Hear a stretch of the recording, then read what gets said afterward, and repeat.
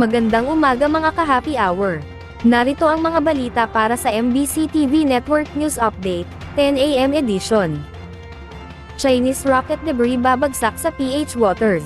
Nagbabala ang Philippine Space Agency o PhilSA, sa posibleng pagbagsak ng debris ng rocket na inilunsad ng China nitong Biyernes, sa mga katubigan na sakop ng Pilipinas. Ayon sa ahensya, inaasahang babagsak ang debris mula sa rocket sa tinukoy na drop zones, na tinatayang may 123 nautical miles ang layo mula sa Panatag Shoal, at 55 nautical miles mula sa Panay Island sa Catanduanes. Kaugnay nito, pinag-iingat ang mga residente sa lugar na agad ipaalam sa mga lokal na awtoridad, kung may mamataang kahina-hinalang debris ng naturang rocket. Ayon pa sa PhilSA, bagamat sa kanilang pagtaya, hindi nakikitang babagsak ito sa kalupaan o mataong lugar, mayroon pa rin itong banta sa mga barko, eroplano, bangka at iba pang sasakyang pandagat na dumadaan sa natukoy na drop zone. Paalala ng ahensya na iwasan din na lapitan o kunin ang naturang debris, dahil maaaring naglalaman ito ng remnants ng nakakalasong substance, gaya ng rocket fuel.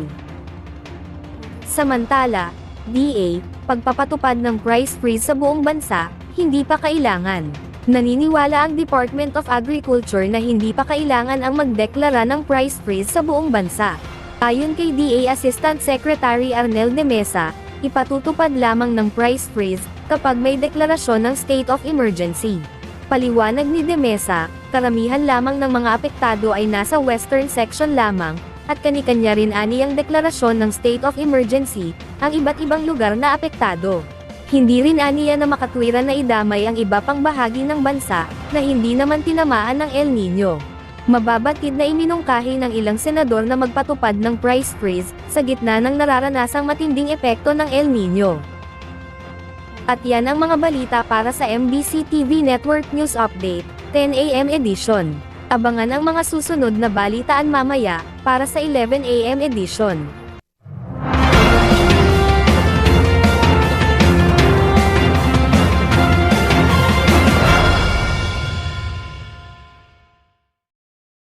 Mga ka-happy hour, kung gusto mong manood ang mga balita sa MBC TV Network News Update, mag-subscribe sa aming YouTube channel, at i-like ang aming Facebook page.